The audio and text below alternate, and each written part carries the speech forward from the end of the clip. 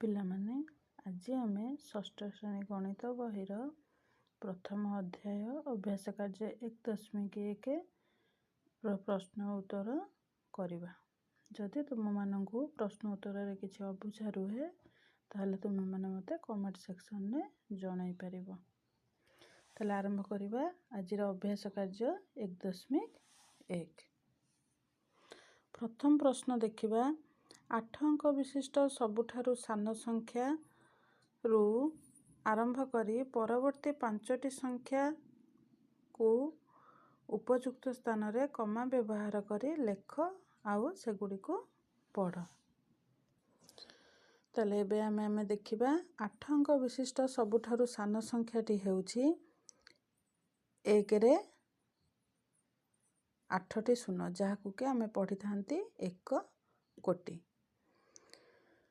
ଏଇଠି ଗୋଟେ କଥା ତୁମମାନଙ୍କୁ କହି ରଖେ ପିଲାମାନେ, ଯେ ଆମେ ଯେତେବେଳେ କୌଣସି ବି ଅଙ୍କ ବିଶିଷ୍ଟ ସଂଖ୍ୟାର ସାନ ସଂଖ୍ୟା ନିର୍ଦ୍ଧାରଣ କରିଥାନ୍ତି ସେତେବେଳେ କ'ଣ କରିବା ନା ପ୍ରଥମେ ଗୋଟେ 1 ନେବା, ତାପରେ ଯେତେ ଅଙ୍କ ବିଶିଷ୍ଟ ସାନ ସଂଖ୍ୟା ଆମକୁ ଦେଇଥିବ ଆମେ ସେତିକି ଅଙ୍କରୁ ଗୋଟେ ଅଙ୍କ କମ୍ କରିକି ସେତିକିଟି ଶୂନ ଦେବା।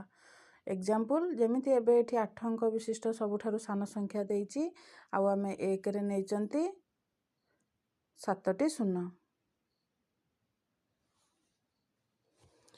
ତାହେଲେ ଏହାର ପରବର୍ତ୍ତୀ 5ଟି ସଂଖ୍ୟା କ'ଣ କ'ଣ ହେବ? ଯେମିତିକି 1 କୋଟି 1, 1 କୋଟି 2, 1 କୋଟି 3, 1 କୋଟି 4, 1 କୋଟି 5। ଆମେମାନେ ସହଜରେ ଲେଖିପାରିବା। ଯେମିତି ଆମେ ଲେଖିଲେ ଏଠି 1ରେ 7ଟା ଶୂନ ଦେଇକି 1 କୋଟି, ସେଇଭଳିଆ ଏଇଠି ଆମେ 6ଟି ଶୂନ ଦେବା ଆଉ ଦ୍ୱିତୀୟ ଶୂନ ବଦଳରେ 1 ଲେଖିବା, ପୁଣି 2 ଲେଖିବା, ପୁଣି 3, 4, 5 ଏଇଭଳି କ୍ରମରେ ଲେଖି ଆମେ 8 ଅଙ୍କ ବିଶିଷ୍ଟ ସବୁଠାରୁ ସାନ ସଂଖ୍ୟାର ପରବର୍ତ୍ତୀ 5ଟି ସଂଖ୍ୟାକୁ ପାଇପାରିବା। ଏହାପରେ ଆସିବା ଆମେ ଦ୍ୱିତୀୟ ପ୍ରଶ୍ନକୁ। ତୁମେମାନେ ଦେଖିପାରୁଥିବ ଯେ ଦ୍ୱିତୀୟରେ ଗୋଟେ ଅଙ୍କ ଗ୍ରିଡ୍ ଗୋଟେ ମାନେ ଟେବୁଲ୍ ଦେଇଛି। ଟେବୁଲରେ ଆମକୁ 9ଟି ସଂଖ୍ୟା ଦେଇଛି। କ୍ୱେଶ୍ଚନ୍ ଆମକୁ ଦେଇଛି ଯେ ଏଇ ଅଙ୍କ ଗ୍ରିଡ୍ରୁ ସଂଖ୍ୟା ନେଇ ଆମେ 5ଟି 8 ଅଙ୍କ ବିଶିଷ୍ଟ ସଂଖ୍ୟା ତିଆରି କରିବା ଆଉ ସେ ସଂଖ୍ୟାର ସଂଖ୍ୟା ନାମ ଲେଖିବା। ଏବେ ଆମେ ଏଠି ନେଇଛନ୍ତି, ଦେଖ 1 କୋଟି 57 ଲକ୍ଷ 64 ହଜାର 238। ପିଲାମାନେ ତୁମେ ଆଗରୁ ପଢ଼ିଛ ଯେ ଆମେ ସଂଖ୍ୟାରେ କେମିତି କମାର ବ୍ୟବହାର କରିବା।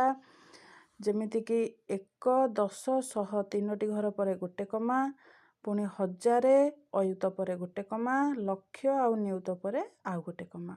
ତାହେଲେ ଆକୁ ଆମେ ଏମିତି ପଢ଼ିପାରିବା ଯେ 1 କୋଟି 5 ନିୟୁତ 7 ଲକ୍ଷ 6 ଅୟୁତ 4238। ମାତ୍ର ଏହା ପଢ଼ିବାରେ ଆମକୁ ଟିକେ ଅସୁବିଧା ହେବ ବୋଲି ଆମେ ଏହାକୁ କମା ବ୍ୟବହାର କରି ଆକୁ ଏଇ ଭାବରେ ପଢ଼ିପାରିବା 1 କୋଟି 57 ଲକ୍ଷ 64 ହଜାର 238। ସେହିଭଳି ଭାବରେ ମୁଁ ତୁମମାନଙ୍କ ପାଇଁ ଆଉ ଗୋଟେ ସଂଖ୍ୟା ନେଇଛି 7 କୋଟି 4 ଲକ୍ଷ 56 ହଜାର 328। ଅନ୍ୟ ଏକ ସଂଖ୍ୟା 1 କୋଟି 23 ଲକ୍ଷ 45 ହଜାର 670। ତେଣୁ ତୁମେମାନେ ଏହିପରି ଭାବରେ ଆଉ ଦୁଇଟି ସଂଖ୍ୟା ନେଇ ବି ଲେଖିପାରିବ। ଏବେ ଆମେ ଯିବା ଆମର ତୃତୀୟ କ୍ୱେଶ୍ଚନ୍କୁ। କ୍ୱେଶ୍ଚନ୍ଟି କ'ଣ ନା ଏପରି 8 ଅଙ୍କ ବିଶିଷ୍ଟ ସଂଖ୍ୟା ତିଆରି କର ଯାହାର ପ୍ରତ୍ୟେକ ଅଙ୍କ ସମାନ ଥିବ। ତାହେଲେ ଆମେ ଏମିତିକା 8 ଅଙ୍କ ବିଶିଷ୍ଟ ସଂଖ୍ୟାଟେ ଲେଖିବା ଯାହାର ଏକକ ଘରେ ଯାହା, ଦଶକ ଘରେ ଯାହା, ଶହ ଘରେ ଯାହା, ହଜାର ଅୟୁତ ନିୟୁତ ଲକ୍ଷ କୋଟି ଘରେ ବି ସେଇ ସମାନ ଅଙ୍କ। ପିଲାମାନେ ଏବେ ଦେଖ ମୁଁ ତୁମମାନଙ୍କ ପାଇଁ ନେଇ ଆସିଛି ତାର ଏକ୍ଜାମ୍ପଲ୍। ଏଟା କ'ଣ 1 କୋଟି 11 ଲକ୍ଷ 11 ହଜାର 111।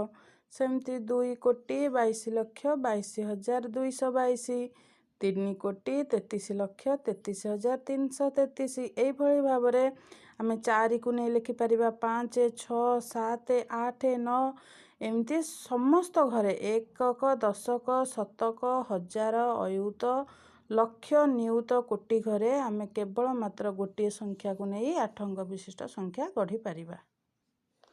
ଏବେ ଦେଖ ପିଲାମାନେ 4 ନମ୍ବର କ ପ୍ରଶ୍ନଟି। କେବଳ 2ଟି ଅଙ୍କ ବ୍ୟବହାର କରି ଏପରି ଗୋଟିଏ 8 ଅଙ୍କ ବିଶିଷ୍ଟ ସଂଖ୍ୟା ଲେଖ ଯାହାର ଅଙ୍କ ଗୁଡ଼ିକୁ ଓଲଟା କ୍ରମରେ ଲେଖିଲେ ମିଳିଥିବା ସଂଖ୍ୟାଟି ମୂଳ ସଂଖ୍ୟା ସହ ମଧ୍ୟ ସମାନ ହେବ। ତେଣୁ ଆମେ ଏବେ ଏମିତିକା ଗୋଟେ 8 ଅଙ୍କ ବିଶିଷ୍ଟ ସଂଖ୍ୟା ଲେଖିବା 2ଟି ଅଙ୍କକୁ ନେଇକି ଯାହାକୁ କି ଆମେ କୋଟି ପାଖରୁ ଗଣି ଗଣିକା ଗଲେ ଏକକ ଘର ପର୍ଯ୍ୟନ୍ତ ଯାହା ହେବ, ପୁଣି ଏକକ ଘର ପାଖରୁ ଓଲଟାଇ ଗଣି ଗଣିକି କୋଟି ଘର ପାଖକୁ ଆସିଲେ ବି ସମାନ ସଂଖ୍ୟା ପାଇବା। ଏକ୍ଜାମ୍ପଲ୍ ଦେଖିପାରିବା ଆମେ 2,44,44,442। ଦେଖ ପିଲାମାନେ, ଏଠି ଆରମ୍ଭରେ 2, ଶେଷରେ ବି 2, ତେଣୁ ଏକ ଆମେ ଓଲଟାଇଲେ ବି ସେଇ ସମାନ ସଂଖ୍ୟା ପାଇବା। ସେହିପରି 5,66,66,665। ଏଠି ବି ସେଇ ସମାନ ପରିସ୍ଥିତି।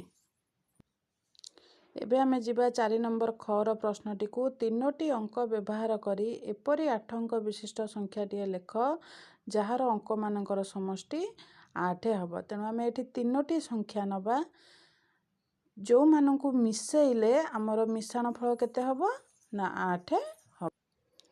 ଦେଖ ପିଲାମାନେ, ଆମେ ପ୍ରଥମେ 3ଟି ସଂଖ୍ୟା ନେବା।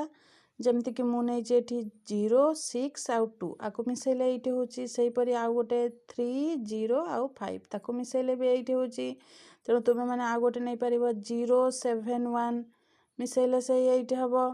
ଠିକ୍ ଅଛି। ତାହେଲେ ଆମେ ଏଇ 0, 6, 2କୁ ନେଇକି ଗୋଟେ ସଂଖ୍ୟା ଲେଖିଛନ୍ତି 6,02,000,000। ଆଉ ବାକି ସମସ୍ତ ସ୍ଥାନରେ କ'ଣ ରହିଲା? 0 ରହିଲା।